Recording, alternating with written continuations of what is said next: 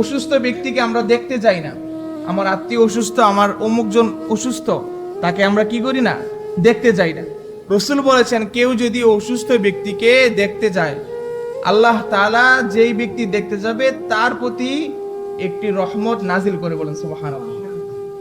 আমাদের বর্তমানে মানুষ অসুস্থ ব্যক্তিকে দেখতে গেলে যে মিসিং যে কাজগুলা করে, সেটি হচ্ছে যে অসুস্থ ব্যক্তিকে দেখতে গেলে তার সাথে দেখা করে বলে, আরে ভাই বলেন না আপনার যে সমস্যা, আমার অমুক আত্মের এবং সমস্যা ছিল, কিছুদিন পর তার এই হয়েছে ওই হয়েছে, যার ফলে তার বিশাল একটা সমস্যা হয়ে গিয়েছে। আমরা তাকে ডিমোটিভেট করি, না এটা কখনো এটা করবেন না, এটা রাসূলুল্লাহর সুন্নাহ না। আপনি অসুস্থ ব্যক্তিকে দেখতে যাবেন, তাকে দেখে বলবেন কি অবস্থা, তোমার শরীর স্বাস্থ্য কেমন, তোমাকে তো আরো আগ থেকে আরো সুন্দর লাগতেছে, ডাক্তার কি বলেছে, মেডিসিন গ্রহণ করো, ডাক্তারের প্রেসক্রিপশন অনুযায়ী তুমি চলো, অচিরেই তুমি সুস্থ হয়ে যাবা। এইভাবে তাকে মোটিভেট করবেন। অনেক ডাক্তাররা বলে থাকে যে না আপনার এটা সমস্যা না, এটা ঠিক হয়ে যাবে।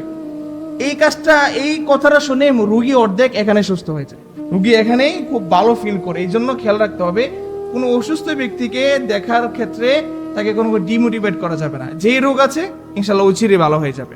আর একটি দোয়া পড়তে হয়, অসুস্থ ব্যক্তিকে দেখতে গেলে একটি দোয়া আপনাকে পড়তে হবে, এটা রাসূলুল্লাহর সুন্নাহ।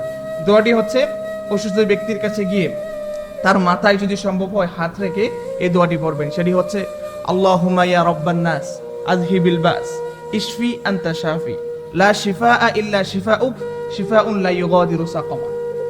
এই দোয়াটি অসুস্থ ব্যক্তির নিকট পড়া সুন্নাহ।